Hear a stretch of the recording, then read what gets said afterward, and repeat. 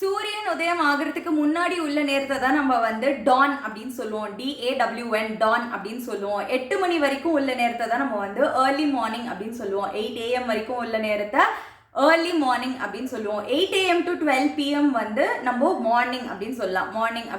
கரெக்டாக 12 PM வந்து mid டே அப்படின்னு சொல்லலாம். 12 PM to 5 PM இருக்கிற அந்த டைம் இன்டர்வெல்ல நம்ம வந்து ஆஃப்டர்நூன் அப்படின்னு சொல்லலாம்.